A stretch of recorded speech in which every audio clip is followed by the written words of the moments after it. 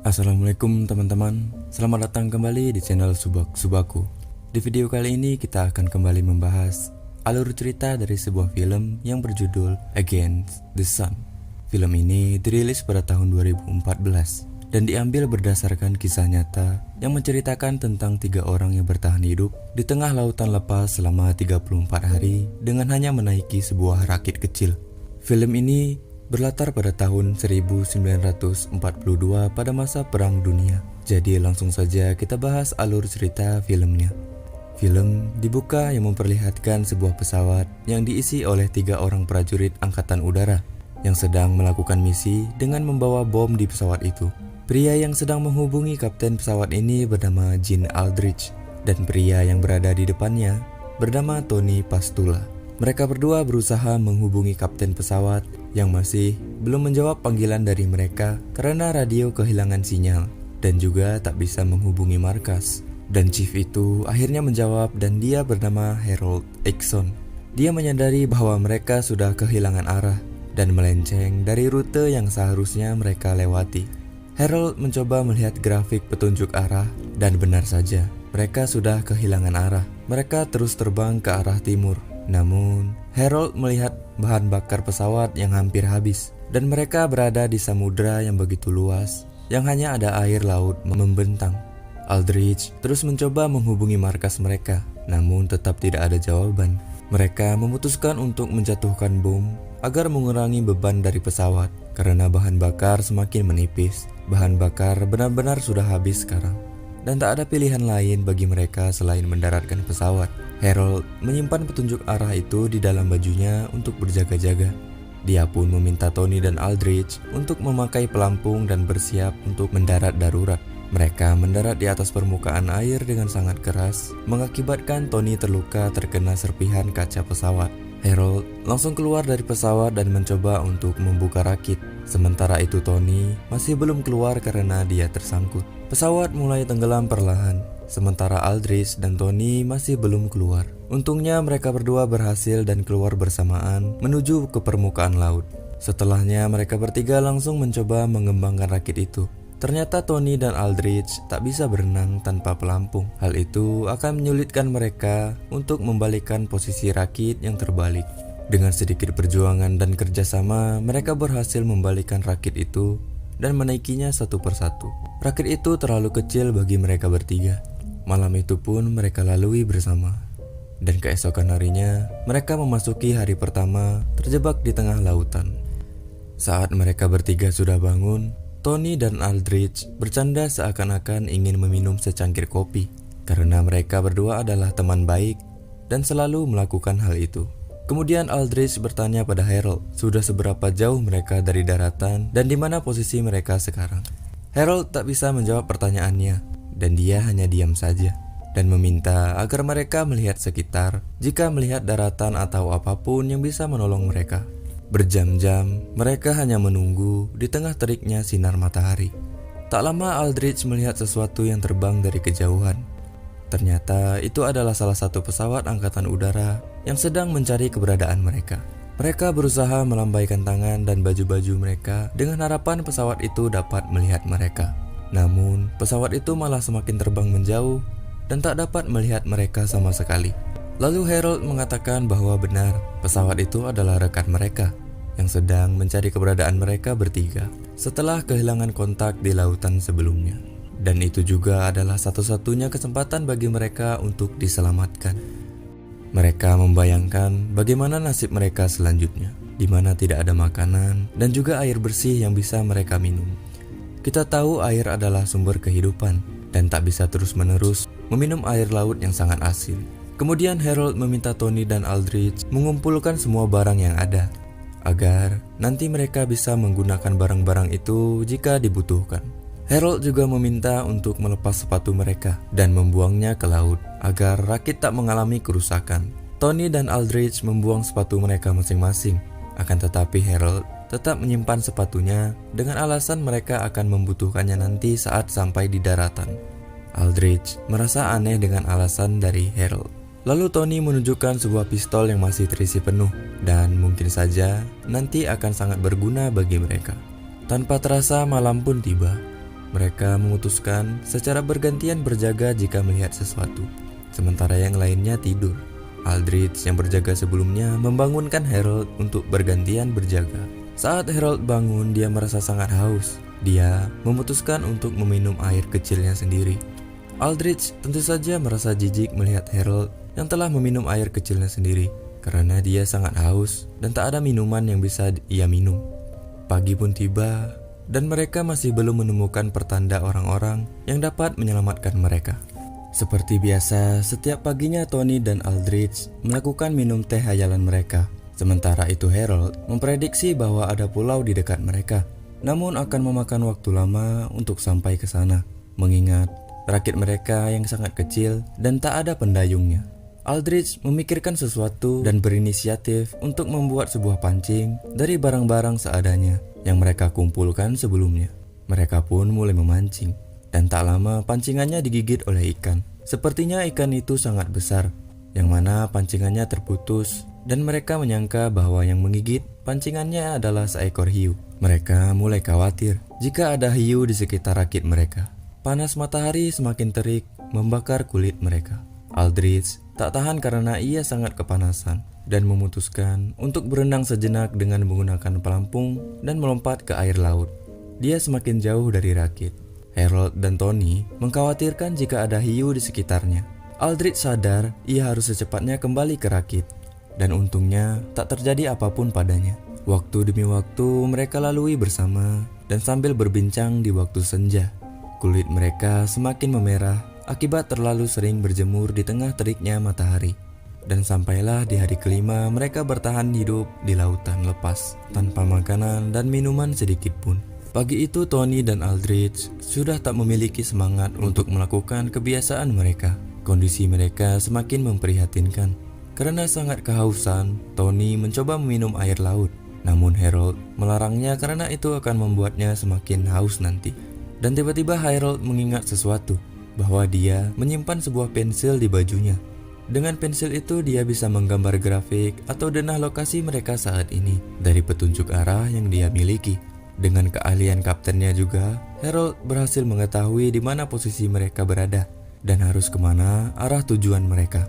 Mereka lalu bekerja sama untuk membuat sesuatu dari pelampung dan tali sebagai pendorong mereka mengikuti arus air agar lebih cepat sampai ke daratan. Mereka berhasil melakukan itu bersama-sama.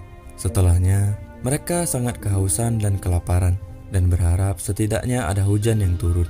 Kemudian mereka berdoa bersama dan meminta agar hujan segera turun.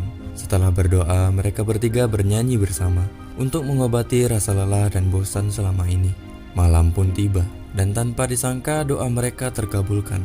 Hujan pun turun di malam itu, membuat mereka sangat senang bukan main. Mereka meminum air hujan sepuasnya dan tak lupa menyiapkan persediaan air. Keesokan harinya Aldrich tanpa lelah berusaha memancing. Karena tak kunjung ada ikan yang dia dapat, dia kesal dan mengeluarkan pisau dengan rencana menusuk ikan-ikan itu. Harold berusaha melarangnya karena itu bisa saja merusak rakit. Dan secara mengejutkan, Aldrich berhasil menangkap seekor hiu kecil dengan pisaunya. Dan dengan cekatan, Tony memegang dengan sangat kuat hiu itu agar tak lepas lagi ke laut. Mereka bertiga berusaha sekuat tenaga menahan hiu itu dan akhirnya berhasil membunuh hiunya. Tanpa berpikir panjang, mereka memakan hiu itu mentah-mentah karena sudah sangat kelaparan dan tak ada tempat bagi mereka juga untuk memasak. Setelah makan, tak lupa mereka juga menyimpan sebagian daging hiu itu untuk persediaan makanan mereka selanjutnya. Wajah mereka kembali riang karena tak akan kelaparan lagi dan sudah memiliki persediaan makanan. Kemudian mereka memerah sisa-sisa darah hiu di atas rakit dengan baju mereka dan membuangnya ke lautan. Mereka tak sadar darah itu telah memancing hiu-hiu lainnya mendatangi mereka. Bukan hanya satu, melainkan ada banyak hiu yang mengelilingi rakit mereka. Hari pun mulai gelap. Di malam itu, Aldrich terbangun dari tidurnya. Lalu dia mencuci mukanya dan tiba-tiba tangannya digigit oleh hiu yang menyebabkan luka yang sangat serius di tangannya. Dia berteriak kesakitan dan Tony mencoba menembaki hiu-hiu itu. Harold berusaha menghentikan pendarahan di tangannya untuk sementara waktu. Malam itu mereka lalui dengan rasa takut akan hiu. Mereka sudah 10 hari di lautan tanpa adanya bantuan. Persediaan makanan dan minuman mulai menipis. Mereka membagi rata minuman yang tersisa. Hari demi hari mereka lewati sembari berdoa untuk keselamatan mereka, berjuang untuk tetap bertahan hidup dan selamat. Tubuh mereka semakin kurus dan kulit mereka memerah karena terkena sinar matahari yang begitu panas setiap hari. Dan masih belum ada pertanda pulau atau bahkan bantuan sama sekali. Halusinasi juga mulai menghampiri pikiran mereka yang mulai kacau. Memasuki hari ke-15, Aldrich menanyakan padanya dia mau makan atau tidak. Ternyata ada seekor burung di rakit mereka. Aldrich berusaha menembaknya dan tepat mengenai burung itu. Harold yang mendengar suara tembakan kaget dan terbangun. Dia melihat burung yang berhasil ditembak Aldrich dan langsung berenang untuk mengambilnya. Dan dari kejauhan ada seekor hiu tepat di belakang Harold. Aldrich dan Tony memintanya untuk segera kembali ke rakit secepatnya. Hiu itu semakin dekat dengan Harold dan untungnya dia berhasil kembali naik ke rakit. Kali ini hiu yang mereka lihat cukup besar dibandingkan sebelumnya. Terlepas dari itu, mereka berhasil mendapat makanan lagi. Mereka memasuki hari ke-20. Harold terbangun dan membangunkan Tony dan Aldrich, yang seharusnya ada satu orang yang bergantian berjaga saat dia tidur. Namun mereka bertiga sudah lemas dan putus asa karena tak kunjung ada titik terang untuk diselamatkan. Mereka bertiga berdebat dan saling menyalahkan. Aldrich menyudutkan Harold dan mengatakan dia menyembunyikan sepatunya sementara Tony dan dirinya telah membuang sepatu mereka. Dan juga saat di pesawat, Harold tak mendengar panggilan dari Aldrich yang sadar mereka telah kehilangan arah. Dan ternyata benar, Harold tertidur yang menyebabkan mereka kehilangan arah dan melenceng dari jalur penerbangan yang seharusnya. Maka dari itu dia juga tak merespon panggilan dari Aldrich di pesawat sebelumnya. Harold pun mengakui kesalahannya dan sangat menyesal akan hal itu. Mereka sadar perdebatan itu tak akan ada gunanya. Mereka harus saling percaya dan bekerja sama untuk selamat karena itu lebih penting bagi mereka sekarang. Harold mengambil sepatunya dan menggunakannya sebagai pendayung agar mereka bisa bergerak lebih cepat. Tak ada lagi pertengkaran di antara mereka bertiga setelah itu. Yang terpenting bagi mereka sekarang adalah harus berjuang bersama. 30 hari berlalu dan kondisi mereka semakin memprihatinkan. Wajah mereka pucat, tubuh mereka kurus dan mulai kehilangan tenaga walau hanya untuk duduk. Makanan dan minuman sudah habis, namun mereka masih terus berusaha untuk mendayung rakit mereka. Sementara Tony sudah tak sanggup lagi untuk duduk karena kelaparan dan dehidrasi. Sorenya, hujan turun dan membuat tenaga mereka sedikit terisi.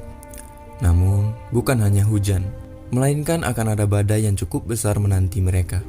Awan begitu tebal dan gelap, dan ombak yang sangat besar menerjang mereka. Rakit kecil itu tentu saja tak mampu menahan terjangan ombak yang begitu besar, yang membuat mereka kembali terombang-ambing di tengah badai. Mereka berusaha dan kembali untuk membalikkan rakit yang sudah terbalik, dan saling berpegangan agar tetap bersama-sama menghadapi badai itu. Badai pun berhasil mereka lalui bersama. Mereka bertiga sudah tak punya tenaga lagi. Lalu Tony bangun dan berkata, Tuhan masih memberikan kesempatan bagi mereka untuk hidup, dan mereka tak boleh menyerah dan harus terus berjuang sampai akhir.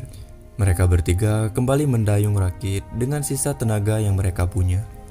Sampai akhirnya Aldrich melihat sesuatu dari kejauhan. Saat Harold dan Tony melihatnya juga, ternyata itu adalah daratan, yang lantas membuat mereka bertiga menangis gembira. Setelah selama ini berjuang untuk bertahan hidup tanpa makanan dan minuman di atas rakit yang kecil, mereka akhirnya berhasil selamat. Mereka kembali bersemangat dan kembali mendayung untuk mencapai ke tepi pantai. Dan akhirnya secara perlahan, dengan badan yang sangat lemas setelah terombang-ambing di tengah lautan selama 34 hari, mereka bertiga kembali menginjakan kaki di daratan. Dan perlahan, mereka berjalan menuju rumah yang berada di tepi pantai di sana.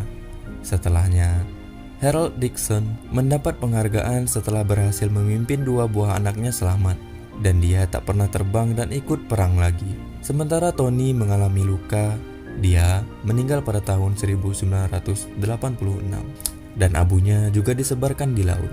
Sementara itu Aldrich masih bertugas di perang. sebagai petugas radio, dan pada tahun 1946 dia menikah dengan adiknya Tony, yaitu Prancis, dan film pun selesai. Itulah tadi akhir kisah perjuangan ketiga angkatan udara itu bertahan hidup di lautan selama 34 hari. Film ini mengajarkan kita untuk tidak gampang menyerah dalam kondisi apapun, karena Tuhan tak akan menguji hambanya melebihi batas kemampuan hambanya itu sendiri untuk terus mencoba dan pantang menyerah. Semoga kalian suka dengan alur cerita film kali ini. Sampai ketemu lagi di alur cerita film lainnya. Assalamualaikum warahmatullahi wabarakatuh.